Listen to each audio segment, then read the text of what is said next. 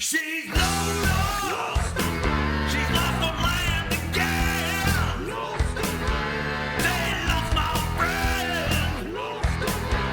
Lost on land again.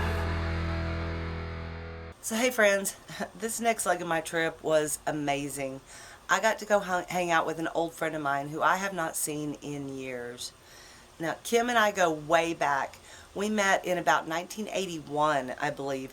We were both working in the same auto parts store, and we became fast friends. I've always just been amazed with Kim because she had, when we were just like I said, teenagers, she could turn a wrench and fix a motor like nobody's business. She's just always been somebody I've looked up to. So it was really cool to go and reconnect with her. So we've stayed in touch over the years, and we talk on the phone probably once a year. She's real good with Christmas cards, me not so much, but and we keep up with each other on Facebook, stuff like that. So it was just really cool that she just happened to be along my route, and she's like, come on down, you can, camp at my house. So I did. So after about 5 years in the auto parts business, we both ended up not working in auto parts anymore for whatever reason, and she ended up moving to Pennsylvania a couple years after that. So it was really hard having her away because we had spent so much time together when we were, when we worked together and were friends. So, like I said, whenever I showed up at her house, it was like no time had lapsed at all. It was like, yep, there's my friend Kim. It was great. So what Kim has been up to, again, it doesn't surprise me, but it amazes me.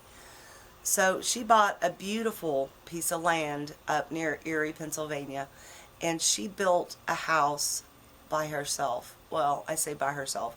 She had a couple brothers that would pitch in now and then, and of course she had like the foundation laid, and there's a beam going across the ceiling. She had that installed. But as far as like all the plumbing and all the framing and basically building the house was done by her. Now she's probably about 80% finished inside and probably 80% finished on the outside, and so she's not quite finished with the house yet, but she got it livable, and that was the key, the most important thing. So after she got her house built, she got busy on her barn and her area for the horses. So on her land, she has an upper and a lower pasture, as well as a huge, huge yard. And then, like I said, the barn area for the horses.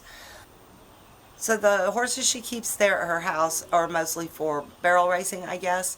And like one of them was pregnant and about to give birth, so she would keep horses like that there. But her thoroughbred racehorses, she would keep at the racetrack.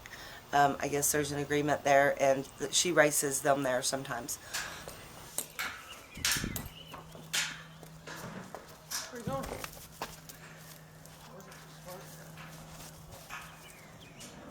He's so pretty.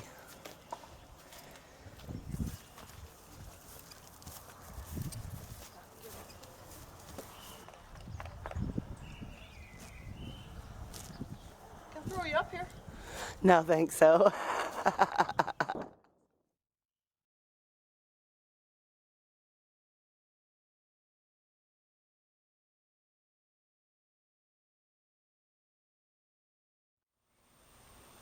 So Kim says she's retired. Well, this is what she had to say about that. This is Kim working. Doing what I love so it's not work. Kim is up at the crack of dawn every morning to feed those horses 7 days a week. She takes care of them, she waters them, she makes sure that their stalls are clean. She's got a lot to do for a retired lady. Then she heads to the track and does it all over again. I don't know how she does it, but like she told me, it's not work if you're doing what you love. It's just her hobby. It's pretty darn amazing. So Kim has worked from nothing to owning her own business. It's Schneider Performance Horses and Riding Stable. And yeah, she might even run a horse in the Kentucky Derby this year.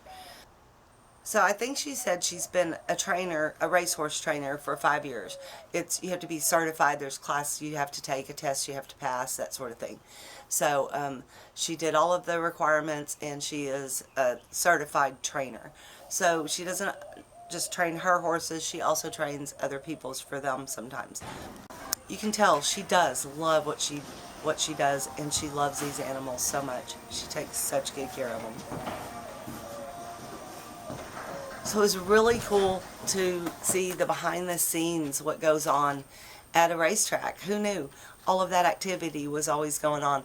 People riding horses by, everybody preparing their horses and brushing them and feeding them and cleaning up their stalls. Lots of activity.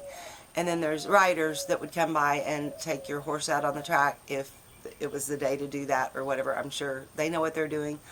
But it all looked very seamless, and like everybody there was definitely professional and knew exactly what they were doing. So I had so much fun that day getting to see all that goes on.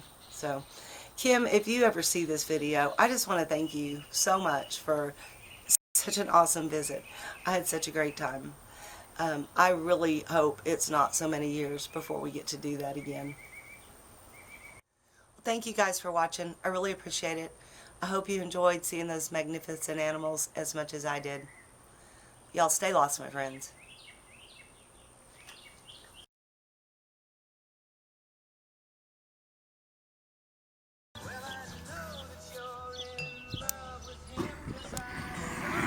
This is how you do it, right here.